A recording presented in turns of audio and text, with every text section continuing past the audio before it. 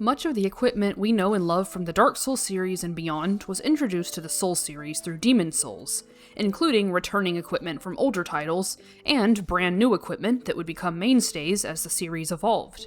In this video, we'll only be using equipment that first appeared in Demon Souls.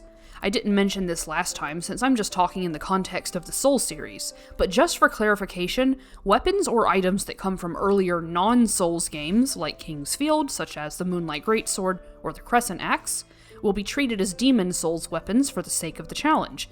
As long as the equipment I'm using appeared in Demon Souls before it was in Dark Souls, it's legal in this run. A lot of people commented about it last time, so I figured I could at least mention King's Field in the video, even if it's not relevant to the rules. Now, a Demon Souls with only King's Field equipment video would be a different story, but let's not get too ahead of ourselves. Some of you already know the rules from previous videos I've done on this topic, but if this is your first time seeing this run, I'll explain the rules again. All of the equipment I use must have appeared in Demon Souls in some form. This includes weapons, armor, rings, consumables, and spells.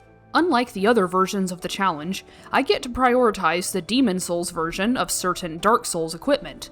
This means it doesn't have to be identical in appearance or title to its Demon Souls equivalent, it only has to be functionally identical. For example, the Tearstone rings of Dark Souls are functionally identical to the Rat rings of Demon Souls because they do the exact same thing. So I'm allowed to use the Tearstone rings because they have a Demon Souls equivalent. On the other hand, I would not be allowed to use the Ring of Sacrifice to protect my souls because there is no such ring in Demon Souls. The same principles apply to consumables. All of the Souls games have their own version of what was the Stone of Ephemeral Eyes in Demon Souls. In Dark Souls, the item is humanity. In Dark Souls 2, it's human effigies, and so on.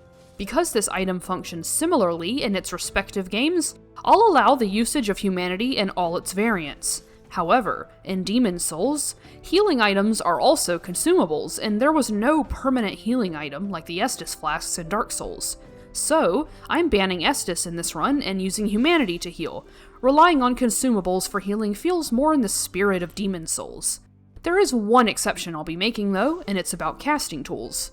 In Demon Souls, the tools used to cast are identical to Dark Souls, catalysts and talismans, but none of the catalysts or talismans from Demon Souls return to Dark Souls since, of course, it's a different world that worships entirely different gods. For this reason, I'm allowing the use of a basic catalyst and talisman to mimic the wooden catalyst and Talisman of God, but I may not use any others. This is so I can use Demon Souls spells and have a few more options for healing. I still won't use fire magic since it's been separated into the pyromancy category that didn't even exist in Demon Souls, but this is by my own choice. I think it would be fair to allow a pyromancy flame if you want to try this run yourself. Lastly, I may only use one weapon per boss, including offensive consumables and spells. I can keep using the same casting tool, but if I use any offensive spells for a boss, I may not use them to fight any other bosses. However, I can use support spells as much as I want.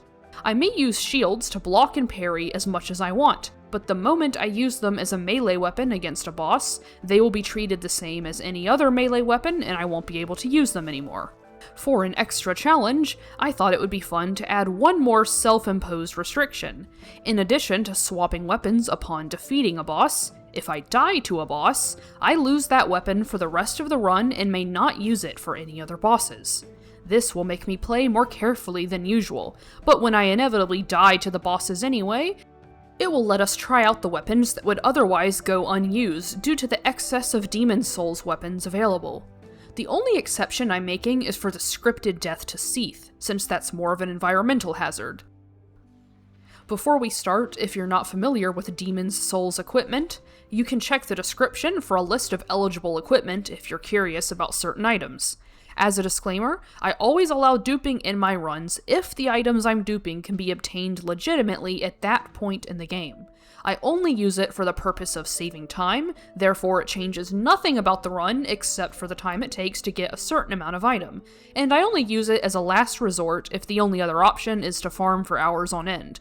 I think that should be everything we need to cover for now. If anything else comes up, I'll explain it as we go. So, without further ado, let's begin the run. We'll be choosing the Knight class for a good balance of strength, dexterity, and faith, which will be the main stats we want to focus on in the beginning of the run. It also comes with the Knight set, which I'll consider alongside the Elite Knight set, this game's equivalent of the Fluted set from Demon Souls. Last but not least, we start out with a Broadsword, which we can use right away against the Asylum Demon. It may be a waste of a good weapon, but I'll be honest with you, I just didn't feel like spending 20 minutes fighting it with a broken sword again. We have lots of weapons to choose from as soon as we land in Firelink Shrine, so it shouldn't be much of a setback. Before I worry about my weapon, first, I want to collect all of the soul items I can find lying around the shrine before jumping down and picking up the Morning Star and Talisman from a chest. This class starts with enough faith to use the Talisman, but we don't have enough to use any miracles, so the first thing we want to do is gather 4,000 souls so we can buy heal from Petrus. Before that, we can use some of the soul items we've collected so far to increase our faith to 12, which is all we need to use the heal miracle. I didn't choose the Master Key this time, so I could keep my weapon pool limited to what I could find in the first few areas, so we'll need to buy the Residence Key if we want to unlock anything in Undead Burg. For now, I'm just killing the enemies in my way so I can collect all the loot I need here before I fight the Taurus Demon. There's not much to get here, but there is a Demon Souls ring in the form of the Blue Tearstone ring, which, as explained in the intro, is this game's version of the Dull Rat ring. It's not particularly useful, but it's free, and it doesn't hurt us, so why not equip it until we find something better? Our fight against the Taurus Demon is a standard one. There's not anything special about our setup. We're just using the Morning Star we found in Firelink Shrine and taking advantage of its weakness to bleed. The Taurus Demon also staggers easily with a hammer, so after a short battle, we're free to move on to the next part of the level. First, I'm gonna sprint past the Drake so we can hit the bonfire and pick up the Claymore without any interferences. We'll save that one for a rainy day. For now, I just want to make it to the Undead Parish, and by extension Andre, so I can buy some Titanite shards and start upgrading that battle axe we got as a drop earlier. With the souls I've been saving up, I could afford to upgrade it to +5, which is as far as it'll go until we get the Large Ember from the depths. Anything I was left with went into Vitality, because that's always a good idea. And now that I'm no longer burdened with all those souls, I can freely explore the upper levels of the church. We can pick up some extra humanity for the gargoyles up here, and of course, free our walking humanity over here and let it go to the shrine where it's vulnerable. I stuck around to kill Baldur Knights for some Titanite shards, and this made me glad that I'm only counting deaths to bosses for the weapon swapping rule. I did say that this rule would make me be more careful, and while that is true in most cases, for the gargoyles, aggression is definitely the way to go. A +5 battle axe tears the first gargoyle apart faster than the second one can reach us, and since the second one starts with less health already, I got cocky and started mocking it by using the axe in one hand, but was soon reminded of how easily it could end the fight if it wanted to. I don't want to lose a weapon to one of the first bosses in the game, so I played it safe from here. Mostly. We can keep focusing on vitality and endurance for the early parts of the game. Let's take out the trash real quick so we can claim our free humanity, and I guess now we should start searching for our next weapon. We don't need the Master Key to get down here at least, so I went down to the basement to steal the Estoc from this Morning Hollow's fallen comrade. Now then, let's go back up to Firelink to level our dexterity to 12 so we can wield it. I'm not using it right away, I just want something to fend off any hollows in my way while I gather souls for a fat stack of firebombs from the Undead Merchant. I didn't end up needing it as much as I thought though, since we can use the Drake to kill the guys on the bridge for us. Once my supply is satisfactory, I head down to the other side of the gate to get my revenge for earlier and pick up the basement key. We may want to use the Sorcerer's Catalyst at some point, so we should also free Griggs and loot it from the corpse beside him. You could probably make a case for the Sorcerer set being this game's equivalent of the Wizard clothes, but I didn't end up wearing this set, so it didn't make it to my equipment list. However, we do have some other equipment to pick up down here. As we continue down the street, we'll find the Mailbreaker in one of the thief's houses, but even further down we can loot the Black Leather set, which is probably the most similar to its Demon Souls equivalent out of all the returning armor sets. It may be a little scummy, a little sneaky to fight the Capra Demon with zero risk of losing my weapon, but you know what they say, hate the game, not the player. If the cheese is legal, I'm gonna use it. It was kind of embarrassing how many firebombs it took for me to find the sweet spot. I haven't done this in a while, and I was too stubborn to look up a tutorial. I figured out on my own what I was doing wrong. I was angling my camera way too high and throwing them over his head. If you want to use this method, try to aim a little lower than you'd expect to, and you'll hit him eventually. Once we're done with the lower undead Burg, we can swap back to the Estoc and upgrade it with Andre, before descending into the sewers to pick up the large ember. We also need to restore our humanity at the bonfire because there's actually an invader down here who drops some Demon Souls equipment. Killing him is the only way to get the spiked shield, and while we may not need it, it's better to be safe than sorry and collect as many potential weapons as we can. Luckily, I already have decent item discovery with the soft humanity I've gotten from healing, so I got both of his drops in one go. Before we head back down, I'm just gonna stop by the bonfire again so I can start pushing vitality towards 30. We definitely don't want to forget about the channeler this time. I'm not gonna let him screw this fight up for me. Once that's taken care of, we have some loot to get before we enter the fight. We have a large Titanite shard to use with our recently acquired ember, and of course, the heavy crossbow which returns from Demon Souls. The Gaping Dragon itself is probably the easiest part of going through the depths. It's a very simple fight as long as you stick to its sides, and the tail cut is also easier to get than the other boss fights. We can't use it as a weapon, but we can always sell it to Frampt for some quick souls when we need them. I got a bit greedy trying to finish it off here, but luckily I was positioned in a way where I could escape this attack after the first instance of being stunned.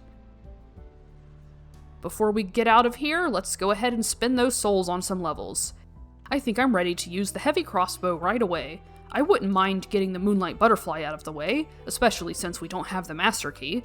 We can use it to snipe the demon downstairs in order to get all the souls we need to finish upgrading it. I won't waste any large Titanite on this, so +5 is where we'll stop. And obviously, we need to buy some ammo too. I chose the cheapest option just so there's no chance of them running out during the fight. I'm not very strict about ammo. I'd say as long as it's a damage type that existed on bolts and Demon Souls, it's fine. But in this case, wood bolts are a carryover from Demon Souls, so we have nothing to worry about. Honestly, I thought our damage would be a lot better than this, but I did choose the cheapest bolts, so you get what you pay for, I guess. My plan to save time on this with a crossbow ended up backfiring because I couldn't land a single bolt while it was resting, so it kept getting all that health back for free. But you know, it could always be a lot worse. At least I didn't die to it this time.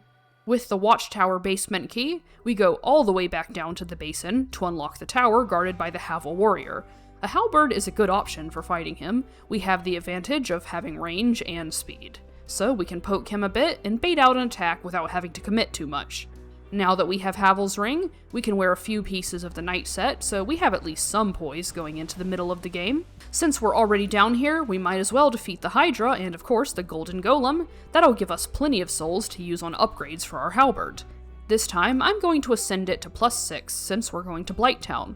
We may not have the Master Key, but we don't need it to skip Upper Blighttown. We can simply take the lift from Darkroot Basin and enter through the Valley of Drakes just like we normally would with the key. One more thing before we go though, we might as well pick up the red Tearstone ring to replace our blue one since this one is actually useful.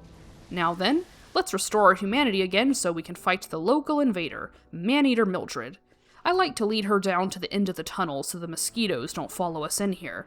Plus, she's basically defenseless when she tries to climb the ladder, so she'll be an easy kill too.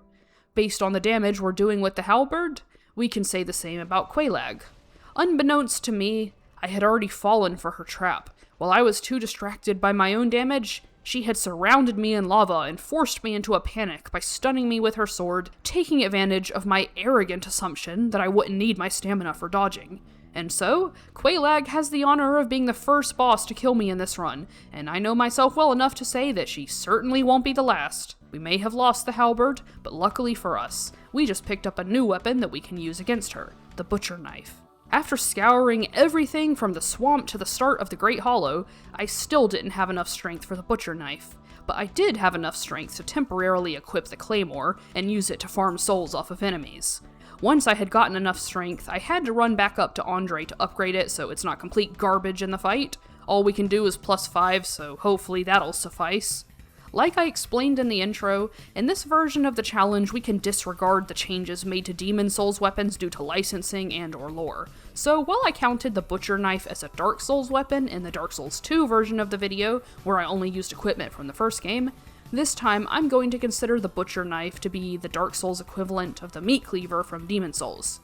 I know these changes are sort of arbitrary, but this challenge is just meant to be fun, and sometimes I change my mind about certain aspects of the run the more games I do it in. But getting back on topic, like the Meat Cleaver, this weapon heals the wielder on hit to reflect the twisted nature of the weapon's original owner. I suppose Mildred does have a lot in common with the Adjudicator, doesn't she? But of course, she's also a callback to the Meat Cleaver Phantom in the Valley of Defilement. I do like how most of the other games continue the trend of a butcher invading in a swamp area.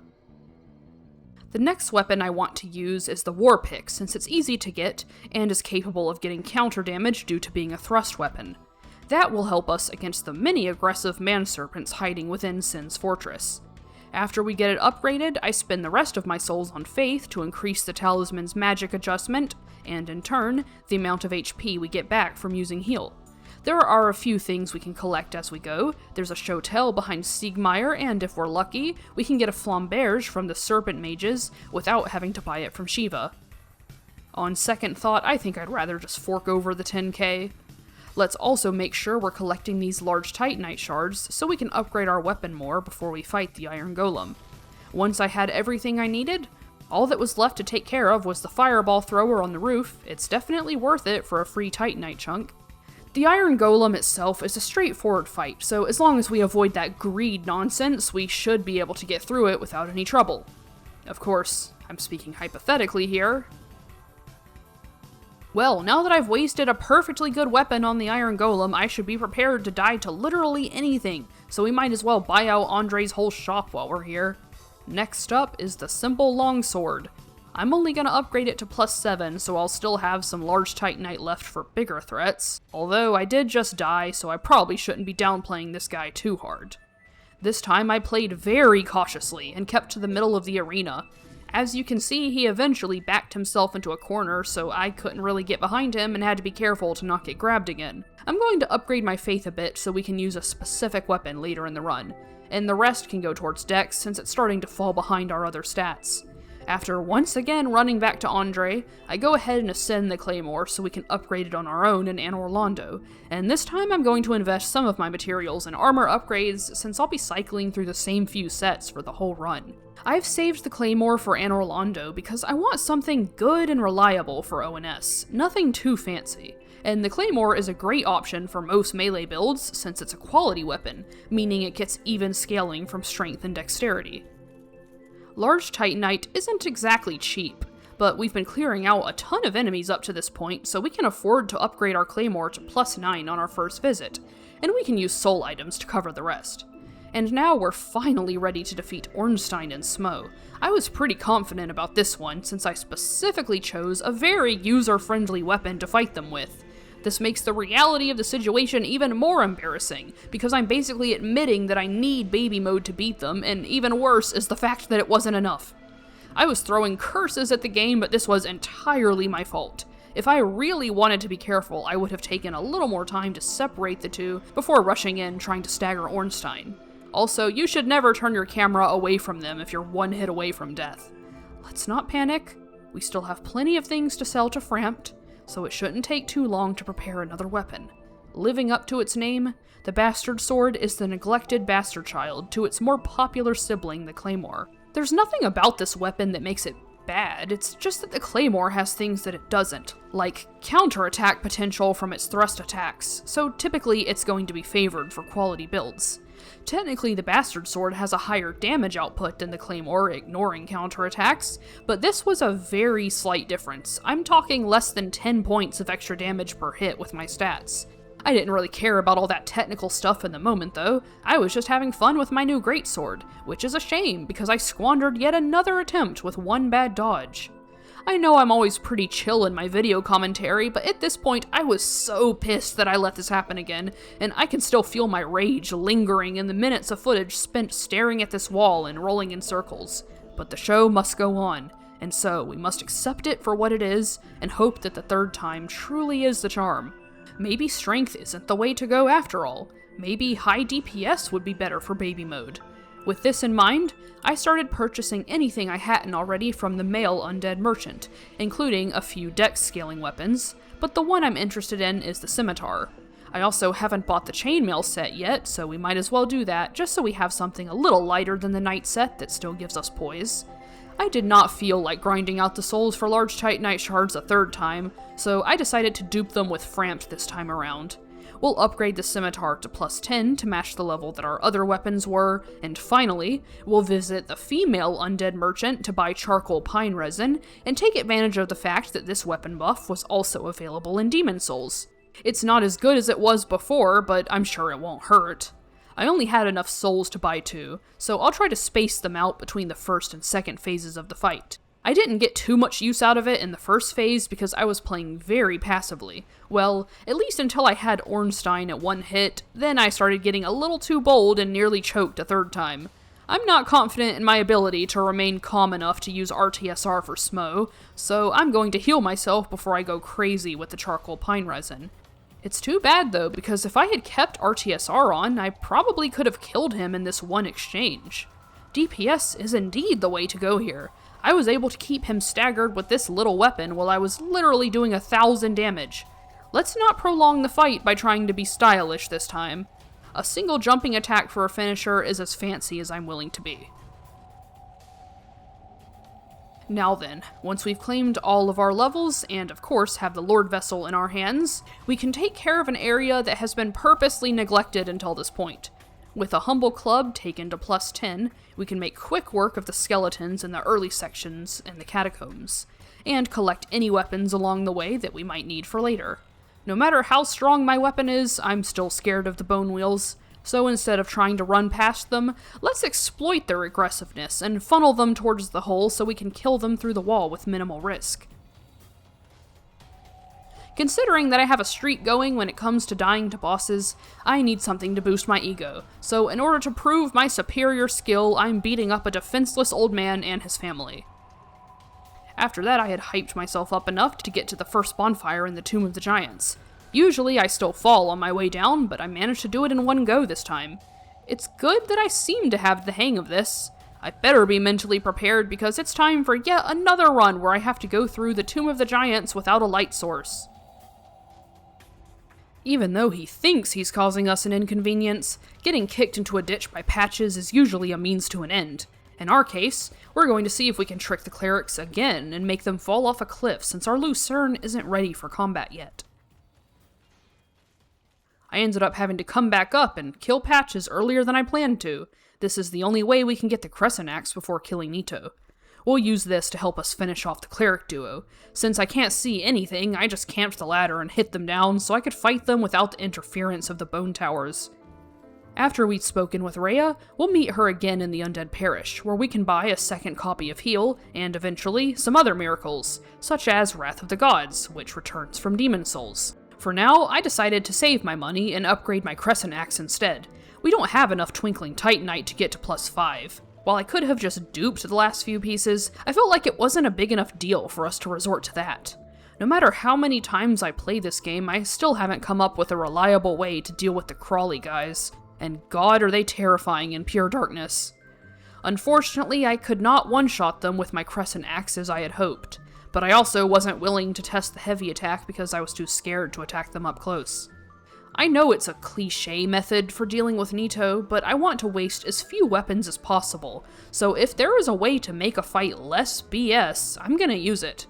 With the axe's divine properties, it can kill the skeletons in the boss room permanently, so we don't have to worry about getting wombo comboed to death or getting caught between them and an AoE, or any other skeletal shenanigans. The big guys in the back here are not an issue as long as you don't get too close. We can let them chill back there while we're fighting Nito in a 1v1. On his own, he can't really do that much, so while this wasn't the most exciting fight, I'm thankful to have the Tomb of the Giants over with so I never have to set foot in this place again. Also, going there lets us get the Ring of Fog, which is this game's version of the Thief's Ring and one of the most useful rings in the game outside of combat. You may have noticed that I already have prepared a weapon for the Stray Demon, the Mailbreaker. I don't really know where else I would use this, so I figured it wouldn't be a big deal to spend it on the Stray Demon.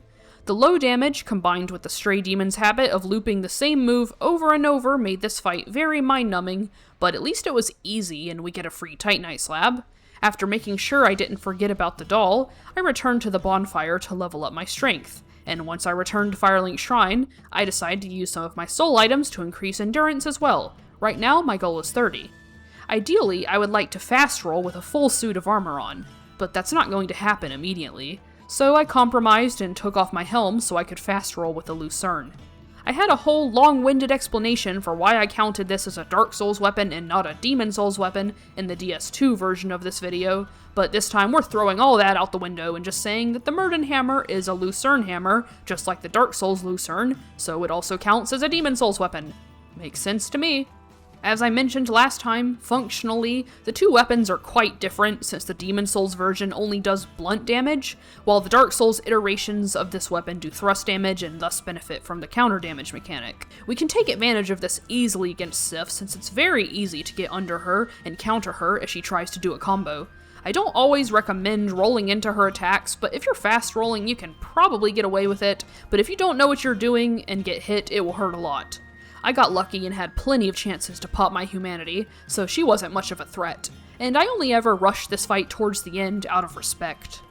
Infusions are something I tend to neglect in my runs because of how much I cycle through weapons, but a run like this gives me a perfect opportunity to try something different and use an infused weapon this time. Just like with ammo, as long as an infusion of the same type existed in Demon Souls, it doesn't have to be exactly the same.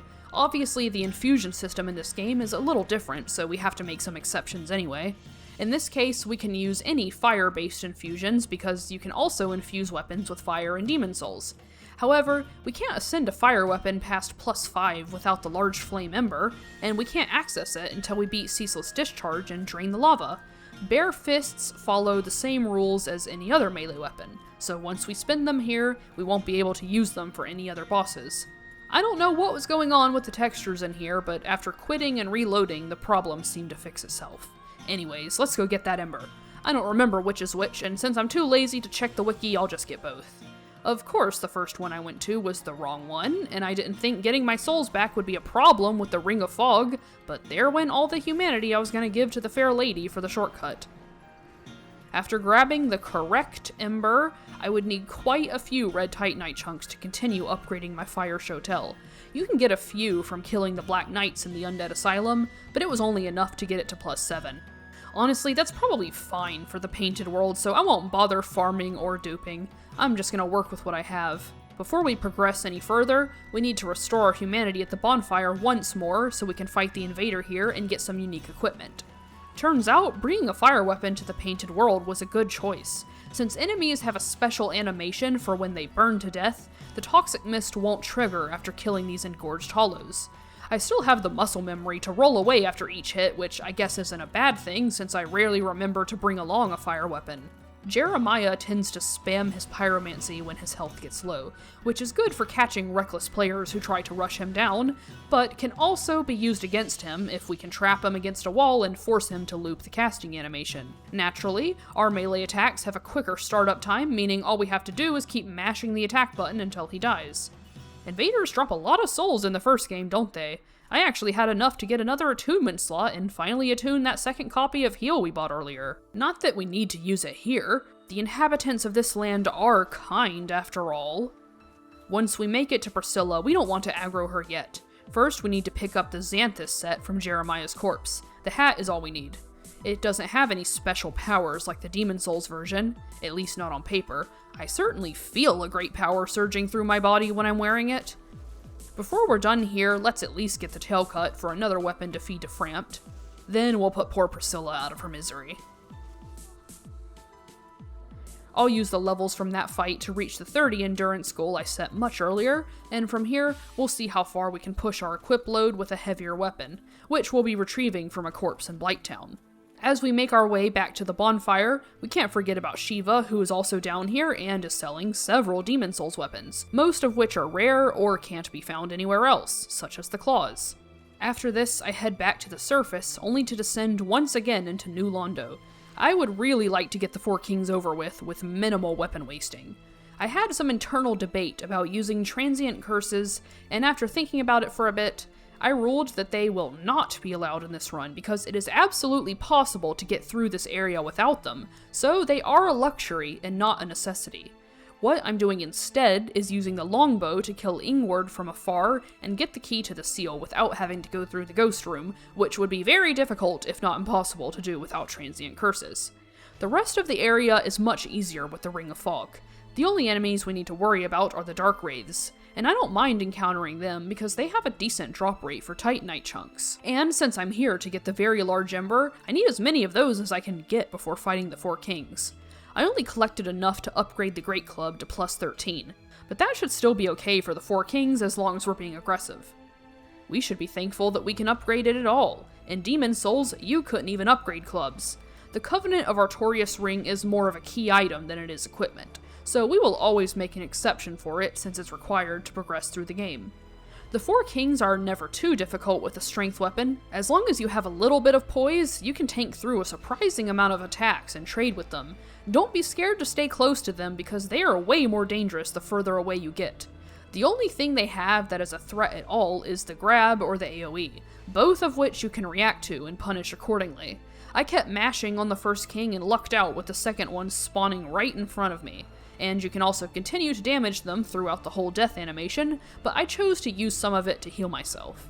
I guess what they say is true if you're struggling with the Four Kings. When in doubt, bonk out. I sorta had a feeling this would happen, but I went to too many areas after talking to Rhea, so yeah, she's dead. No Wrath of the Gods for me. That's alright. This is a melee-focused playthrough, so I won't use many offensive spells unless I manage to exhaust my other options. For now, I do want to level my intelligence regardless, because I would like to have enough to use the magic buff I picked up earlier. Not right away though, since I'm going to the Duke's Archives after this, and there's a lot of magic-resistant enemies in there. I have to keep checking the wiki because I can't remember which boss souls are better to eat or feed to Frampt. Thankfully, this isn't an issue in most of the games. When I've leveled up all that I can, I'm gonna head back to Blighttown to get the next weapon I'd like to use, the Pickaxe. This one is a rare drop from the Boulder guys, so just in case, I used a Firekeeper soul beforehand to help get my soft humanity to 10. I re-equipped the Fire Shotel just to farm these guys. I don't usually have a problem equipping old weapons for farming in other runs, so why not? I was very surprised that I got it on my very first attempt. Usually my luck isn't that good, so I couldn't help but feel suspicious about picking it up. Alright, let's get that broken pendant out of the way first. Then we'll go through the area and die to Seath as usual. I already explained that we're making an exception here, so once we've gotten past the jail segment, we can keep our pickaxe as we make our way to the Crystal Caves. Interestingly, the game takes enemy lore into consideration with the fog ring mechanics. Because the channelers wear six-eyed helmets to make up for Seath's blindness, they have better sight than most enemies. At least it still helps to keep those pesky crystal hollows off my back. Those guys are the actual worst part of this area. Because I'm too lazy to revisit Blighttown again, I'm just gonna kill the Mimic in here for the enchanted Falchion instead of getting the basic one. When I'm not going for the tail cut, I don't have any strong feelings either way about the Seath fight, but as soon as I do, this becomes one of the most rage-inducing fights in the game for me. It makes sense for him to guard his main tail and do a tail slam to prevent the player from getting an easy tail cut, and that would be fine on its own. But the fact that his tail is constantly clipping in and out of an arena that it hardly fits in and pushing you along with it is what makes it really frustrating. Most of the times I got hit or when I was stuck in the wall and could barely move or see anything. This is because you have to constantly pursue his tail for a chance at cutting it off, since he is always sliding around and readjusting himself to face you, something that the other dragon bosses don't do. And every time he slides, you will slide with him. You can try to roll away, but he'll push you right back in. I almost died like 3 times throughout this whole ordeal. It's miraculous that I managed to do this in one try. Once I had the Moonlight Greatsword, I was ready to hightail it out of here and finish this fight as quickly as possible. Quite the crowd we have here today. As far as lords go, that only leaves the Bed of Chaos and the rest of Isolith for that matter. I'm sticking to simple weapons for this, so first off I need to go back to the Catacombs to grab the mace off a ledge. By now, I do have enough intelligence to use Great Magic Weapon, but not enough attunement to have 2 copies of Heal attuned with it. But we started to accumulate more humanity to heal with, so we'll manage. We don't need to heal much against the Demon Fire Sage anyway. As long as we don't get hit by the Axe Slam opener, we should be good to go for the rest of the fight, especially since this variant of the boss also likes to back into a corner and loop the same attack. Let's not hang on to these souls for too much longer. Like I said, I could use another attunement slot. And now that we have all this humanity, we'd better give 30 to the fair lady before we lose it again. We already have a weapon we haven't used yet in our inventory, the short sword, that I think will be a good fit for the centipede demon.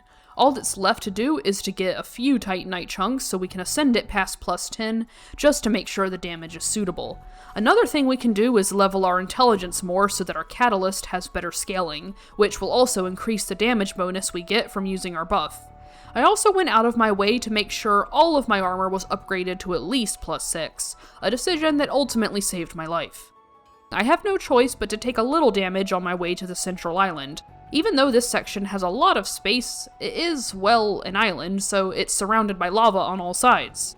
If you get knocked down by the centipede demon, you'll have nowhere else to land but face first into the lava.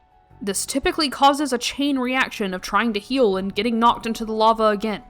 I could have just avoided this since I'm using the shortcut, but I prefer to fight all of the bosses in this game since it's a short one, and you know, it's a fun way to show off more weapons.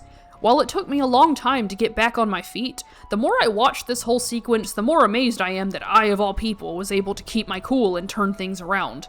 I may not have died to the centipede demon, but a sloppy fight is a sloppy fight, so now I'm facing the consequences of that awful performance, and have 0 humanity left to heal with.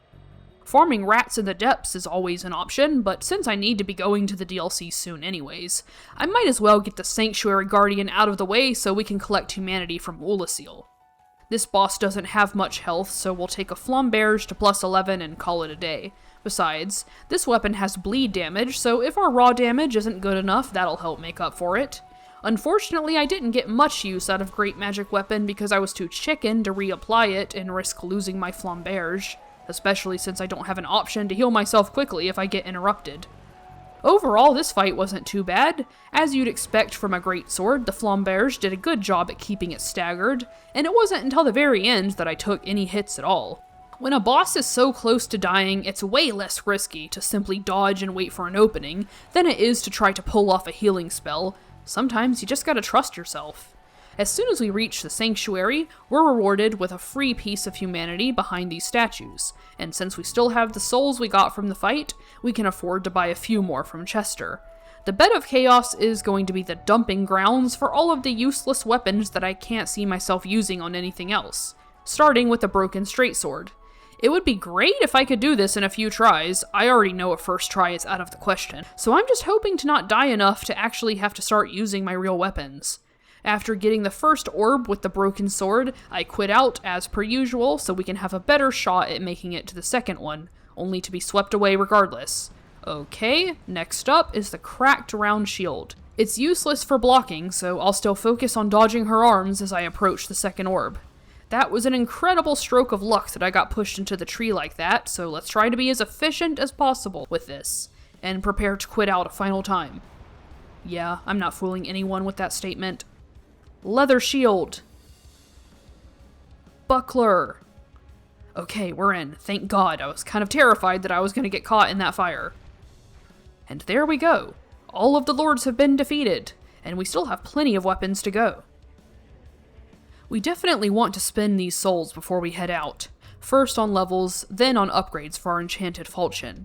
I decided to leave it as is for Artorias, even though a pure physical weapon would be better since his elemental resistances are higher than average. But I've never minded a drawn-out Artorias fight since his is one of the most fun in the game in my opinion. I was too lazy to get a blue Titanite slab from the Crystal Cave for the final upgrade, and completely forgot about the one that's literally right in front of the shortcut to Artorias, but I doubt it would have made a huge difference against him anyway.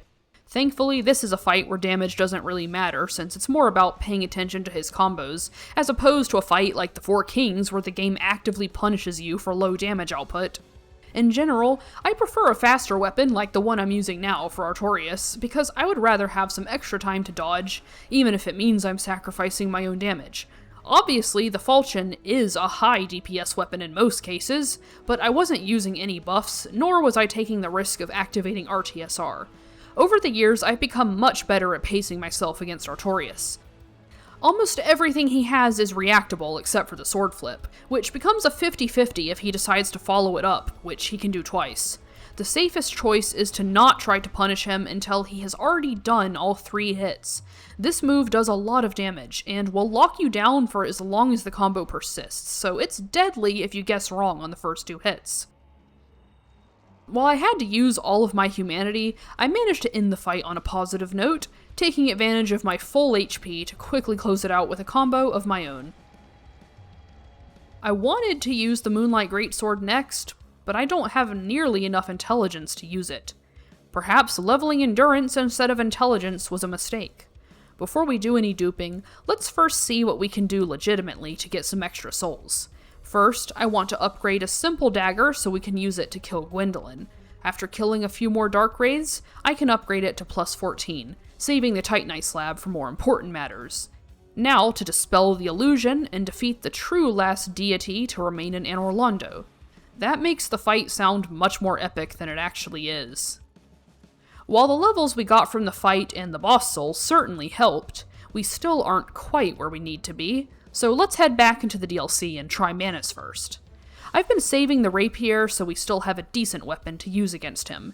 The counter damage is very easy to apply against the aggressive bloatheads leading up to the fight, and of course, with the Ring of Fog, getting past the casters won't be a problem either. As for Manus, we can pretty much use the same strategy we used for Artorias, you know, patience and all that. In addition to the counter damage potential of the Rapier, it also has decent reach, so sometimes we can catch him in time to get instability damage when he jumps away from us. I don't have a lot of humanity to spend on healing, but there are openings to use heal during the fight. We just have to be quick. For instance, we can heal if he whiffs the Wombo combo as long as we're absolutely certain that we're far away enough. And during phase 2, he roars after casting one of his spells, after which you can stand in front of him and heal. Usually he jumps away before his next action. From there, it's your choice if you want to dodge it or not. I had a few close calls, but this went way better than I thought it would. I have said that I'm very confident against Manus after the Gravelord Miracles video, but mistakes still happen. This time I was able to do it on the first try, so we only had to use 1 weapon overall. We're getting there, but we still need 5 more levels to use the Moonlight Greatsword, and that's going to be really expensive when we're this late in the game. I made sure to save a soul item just in case it came to this, but it's time to dupe. As usual, I'll use them for meeting the weapon's requirements and nothing else. After this, we use a dark sign just so we're not tempted towards any other dishonest actions. Now that we can use the weapon, we can start gathering dragon scales to finish upgrading it. We won't have to resort to farming or duping for this. There are just enough left on the map to fully upgrade a single weapon. Where do we get dragon scales? From dragon enemies, of course. I've left most of them alive so I could keep track of the ones I haven't collected yet. We can kill both of the undead dragons for 1 scale each, and then journey to the bottom of the Great Hollow to kill the second Hydra for 2 more.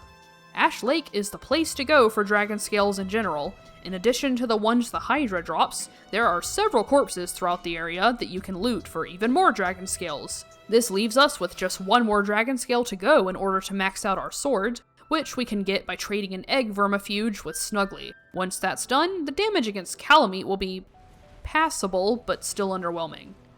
Like the other DLC bosses, Kalameet has absurd elemental resistances, so using a pure magic damage weapon isn't going to do much against him.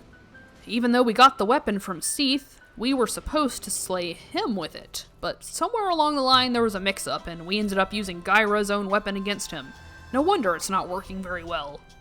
I've made sure to save the special attack until I'm well into the fight since it costs 40 durability points, and I didn't bring any repair powder, so if the Moonlight Sword breaks mid-fight, it is what it is. The wave of Moonlight is very cool looking, but as you'd expect, a single wave isn't much better than doing a couple normal attacks, so we want to use it sparingly. If we use it too much and almost break our weapon, it won't even do enough damage to work as a finisher. All's well that ends well, though. The fight ultimately worked out in my favor since clearly I didn't die, so the Moonlight Greatsword did its job after all. Now for Gwyn. If we could first try everything in the DLC, then certainly he won't be a problem with a maxed out Uchigatana buffed with great magic weapon. Since I've already used my fists and several shields as melee weapons, I don't think they should be allowed for parrying anymore, so we'll do it without relying on parrying this time. The Uchigatana has excellent DPS, and it can stagger him quickly. I was able to take out around half of his HP in a couple exchanges. However, if you get hit by him once, there tends to be this sort of domino effect where you keep getting caught again and again, and then you try to run and heal and he never stops pursuing, so if you are winging it like me and aren't actually good at the game, you get exposed here. I should have just stayed in RTSR and trusted my dodging instincts, but then again, I only got this low on health because of all my failed dodges, so maybe trying to heal wasn't the worst decision. Also, sometimes, even if he damages me enough to be one hit away from death, sometimes he leaves me with just enough health to not be in RTSR range, so in this case, it's definitely better to try to heal. At least there's a chance it'll be a trade, but of course that was never the case for me. Maybe I should go the parrying route after all. I still have a Parrying Dagger to use in my offhand, with the claws as my primary weapon. Well, the claws don't get any special bonus from critical attacks, so the damage here was very disappointing. Once again, I could have tried to start the fight in RTSR range, but I was too cowardly and instead decided that I could try to spam the parry button and hope I could get lucky and accidentally predict something. Since I don't seem to be too worried about wasting weapons, we might as well bring out one of, if not the last, real melee weapon I have left, the Great Axe. This is my last chance to keep this a melee-oriented playthrough. If I don't win this, I'll have to start using spells. Remembering what I told myself earlier, I remained calm by repeating those simple words. When in doubt, bonk out. And with that, the Lord of Cinder turns to ash, returning to slumber forevermore in the kiln of his dying flame. The Maiden in Black doesn't long for a world of light, though her eyes are no longer occluded with wax. She still longs for the sleep-like peace of the dark, and so she abandons the flame and lets it die along with the demons of this world. Thank you so much for watching the video until the very end. I really hope you enjoyed it. This wasn't the most difficult playthrough I've done, but it was still plenty of fun, especially with the added threat of losing my weapons after dying to bosses. As you may know, I enjoy runs that require me to constantly change my equipment. It helps keep the exploration aspect of the game alive for me, even if I know where everything is after playing countless times. Anyways, I hope to see you again in the next video. I play Demon Souls, Dark Souls, Bloodborne, and Elden Ring, so look forward to seeing your favorite game, and of course, feel free to suggest a concept for a future video since I do look at all my comments. I'll see you soon!